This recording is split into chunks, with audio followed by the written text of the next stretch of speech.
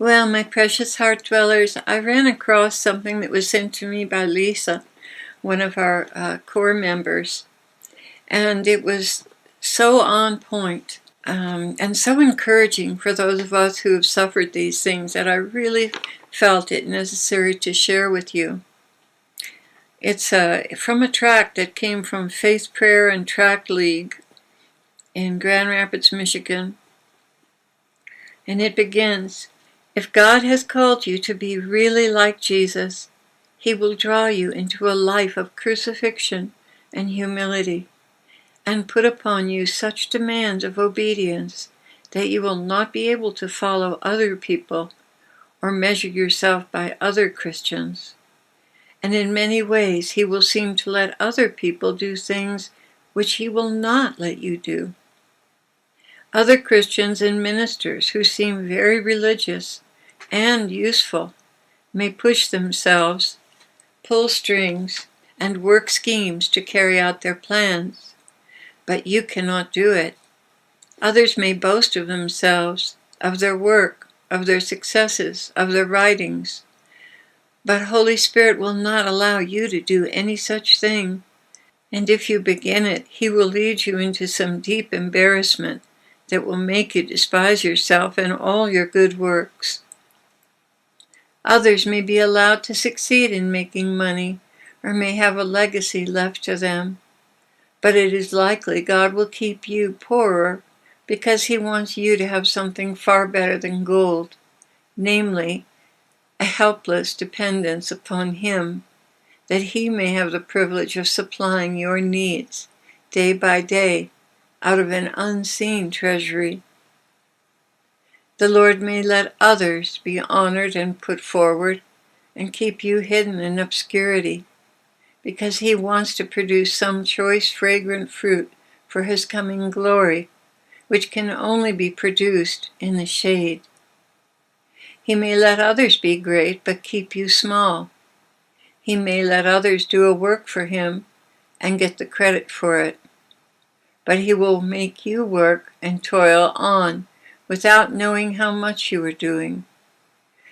And then, to make your work still more precious, He may let others get the credit for the work which you have done, and thus make your reward 10 times greater when Jesus comes.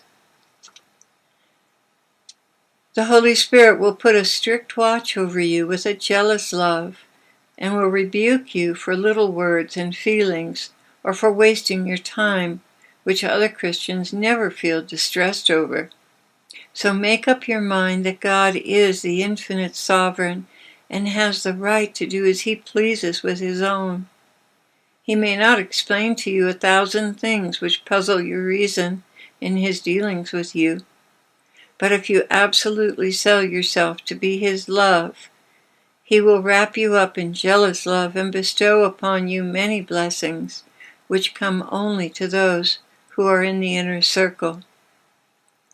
Settle it forever, then, that you are to deal directly with the Holy Spirit, and that He is to have the privilege of tying your tongue, or chaining your hand, or closing your eyes in ways that He does not seem to use with others.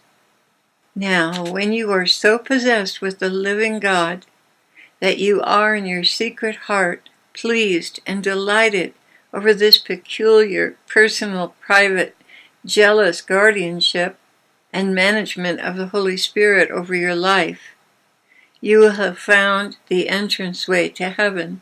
When you were forgotten or neglected, or purposely set at naught, and you smile inwardly, glorying in the insult or oversight, because thereby you're counted worthy to suffer with Christ, that is victory.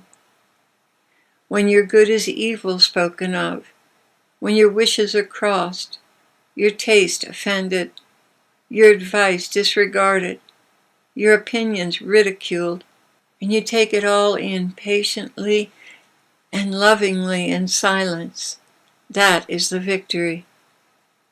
When you are content with any food, any raiment, any climate, any society, any solitude, or any interruption by the will of God, that is victory. So I have found every single article of this little paper to be totally accurate in my life.